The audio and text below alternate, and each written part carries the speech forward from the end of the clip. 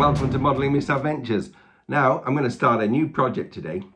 Now this genre of modelling is something I haven't had anything to do with for a very long time. In fact, since I was about 10 years old, and that is a model railway.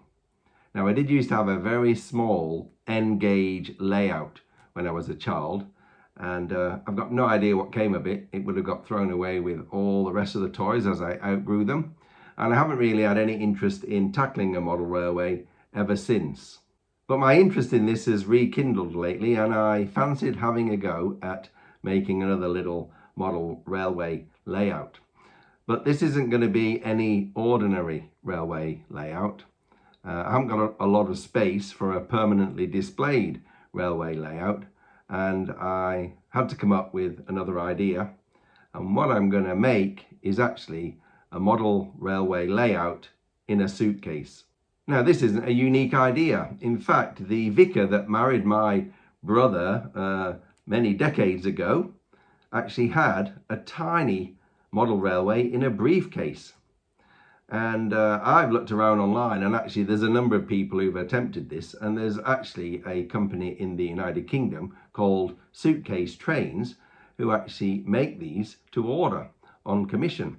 And if you check out their website, you'll see some fantastic examples of little tiny N-gauge layouts within suitcases. And I'm going to take a lot of inspiration from their models, and if I can make anything anywhere near as good as what they do, I'll be very happy. Well, to get this project started, I'm going to need to find myself a vintage suitcase, and I think I've found just the place. This looks promising. So I came across this little beauty, and this is going to be absolutely perfect for what I need.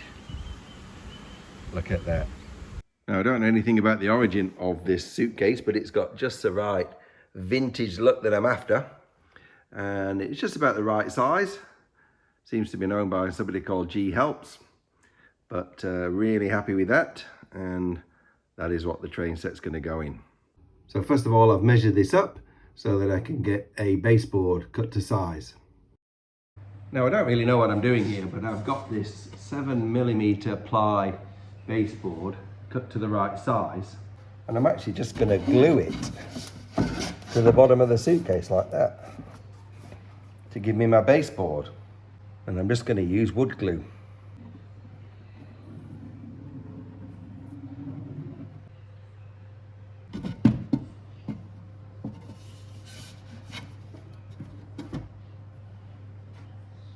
I'm just going to weigh it down until it dries.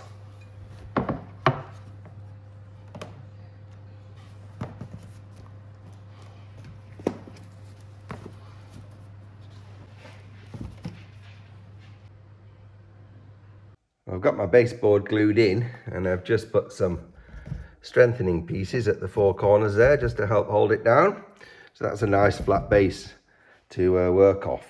Now I've drawn a very rough sketch here of the layout that I think I'm going to make. So it's going to have an oval track running all around the edge there. I'm going to try and have a little turn off here going into a station, and I'm hoping at the back here to have a viaduct. And then in the bottom here, this is going to be sort of town buildings over here, and over here this is going to be sort of country. Now I'm going to make the railway track elevated around the edge of this suitcase at about that height there, and the town's going to be in the bottom. And to build up from the base, I'm going to use this extruded polystyrene foam here. Very light, very strong, and very flat. And this is 5 centimeters wide, so 2 of them is going to give me a 10 centimeter elevation around the edge.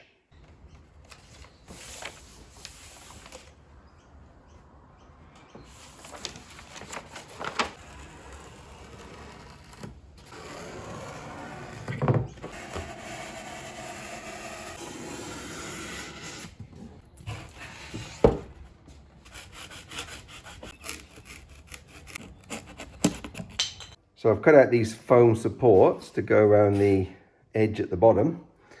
And then this is my baseboard. I'm going to go in there on top of that. So that's what I'm going to lay the track on. So I'll have to mark out the design and then cut out the middle bit that I don't need. Now I'm going to cut out that slot for the viaduct. So it's time now to actually get on with laying the track down on this foam board. And I'm going to start by marking out the proposed layout like I did on my original plan. So I'm going to use this rotating ruler, which is secured with a pin in the middle, to get my curves.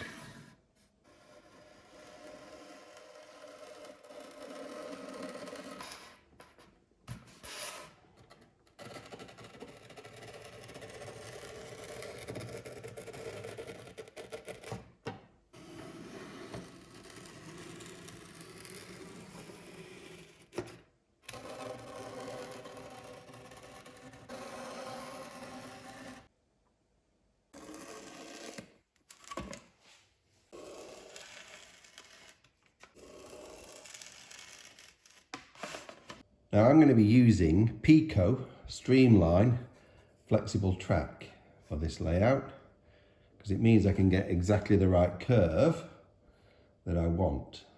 Now I've got to start by trimming the end off here to make it level, and there's a couple of ways of doing it. You can get some special snips to do this, but I'm going to use a rotary tool. And that's come off really easily. I'm just going to file it smooth to get rid of any burrs. Now I've got to remove this last sleeper on here just by cutting these little supports, and that's so that you can get these little joiners on, which is what's going to join the track together.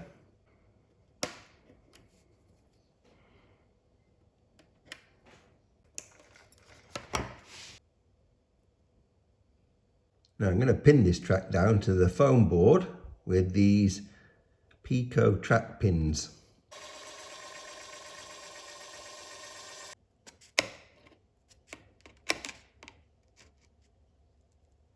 Well, I've tried drilling a hole in these sleepers and then putting the pins in, but this is a lot better. Just tap it straight through and push it in with the pliers. Much easier. So there's my first section of straight track secured. And now I've got to work my way around this curve. Now you can get some metal templates that go in here to give you the correct radius, but you can't get one as tight as this. So I'm having to do it a different way, and I've just laid the tracks directly on top of the pencil lines that I've drawn and taped it down. Now I'm going to follow this curve around and pin it in.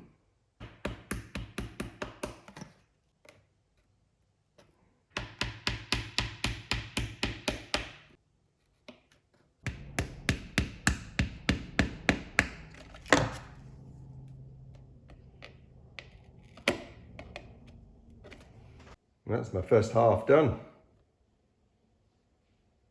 Right, I'm going to put this turnout in next. So just going to mark the track where that's going to go to, and then carefully cut it off.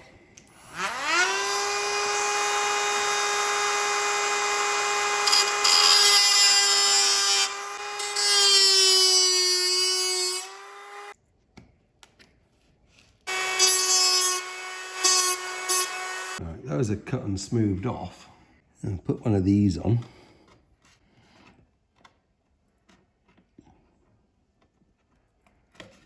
And then we should be able to join this on. Just figuring this out as I go along. No idea what I'm doing really. See if it goes on. There we are. Well, that's worked out okay. So now I'm going to take my second piece and connect it on here, and then run it right round, connect it on there.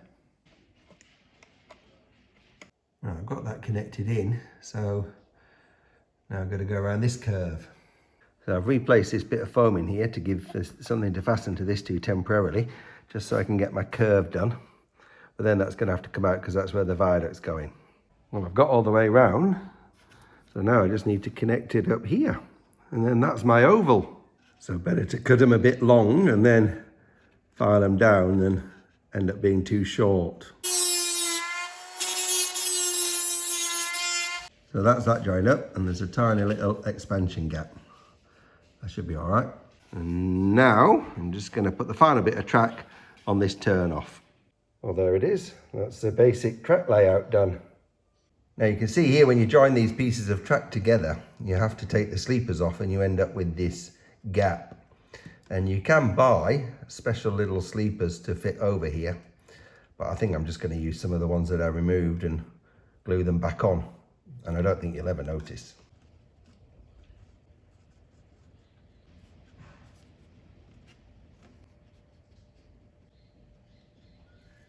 There you go, you'll not see that when that's dry. Well, that was a very easy fix, and I don't think you could see any of the joins. So next I'm going to solder some wires to this track, and I think I'm going to come here where the viaduct's going to go and solder it on the bottom, come out the side, down the back of the viaduct and out the back of the suitcase. So I'm going to remove this section.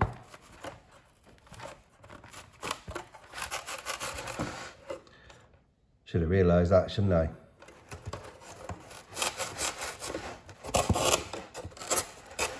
Now I'm going to tin these wires. I'm just going to cut away the bottom of these couple of these sleepers.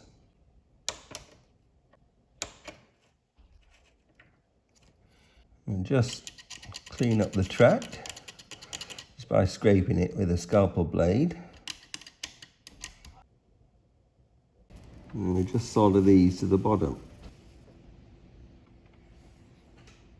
So they're nice and solid and should, when it's finished, be hidden underneath the ballast so you won't see them.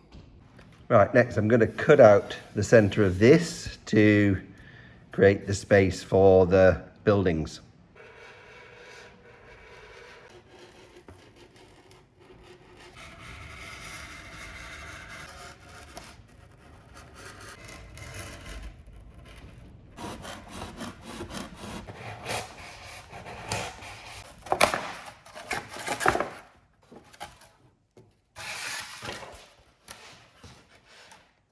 Now, as I've said, I want to lay part of this track on a viaduct, and I want to model this viaduct on one that I could see from my house when I was growing up. And it was in a place called Healey near a little village called Whitworth. Now, here's a picture of that viaduct that I took myself down there in the distance.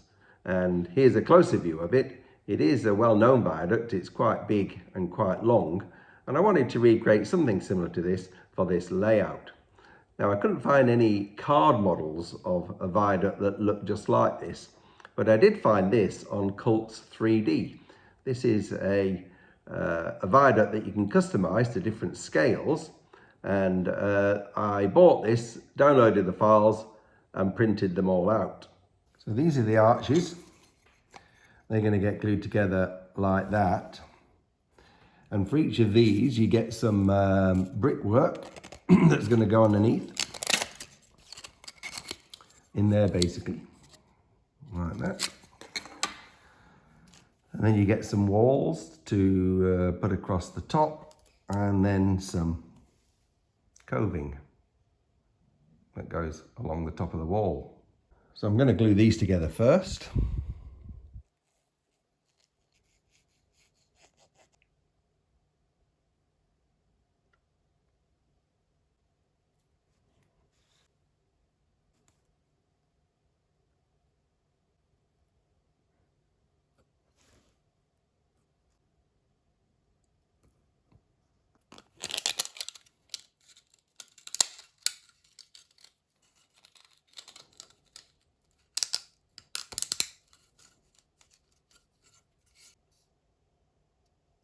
So that's my viaduct. Now I'm not going to put these walls on yet, but when they are done, they look like that.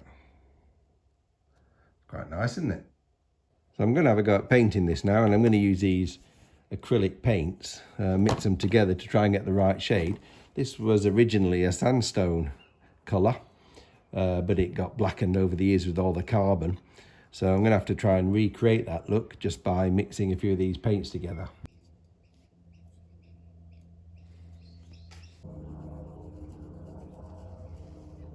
Well, that's my base coat and it's a bit dark, so now I'm going to lighten it up a little bit with a bit of dry brushing.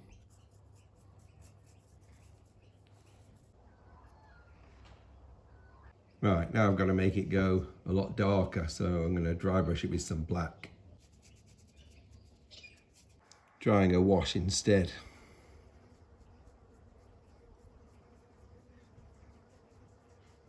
It's getting there. Well, I'm pretty happy with the look of that. It's sort of just got the right mix of stone and dirt. Right, I'm actually going to fasten all this into the suitcase now because I want it to have some structural integrity. Otherwise, I think it's going to keep falling apart.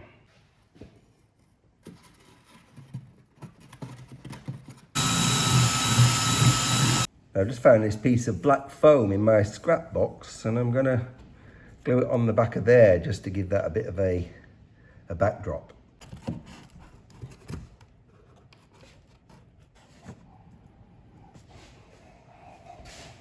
All right, in goes the track.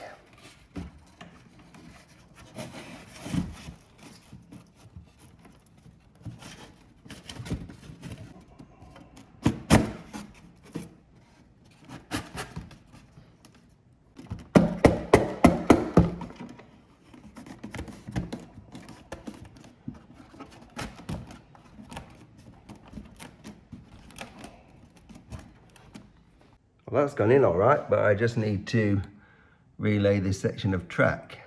So that's the layout set up in the suitcase and it's gone in very well, and the track goes over the viaduct quite nicely. Got my turnout here, got room to put some buildings down there.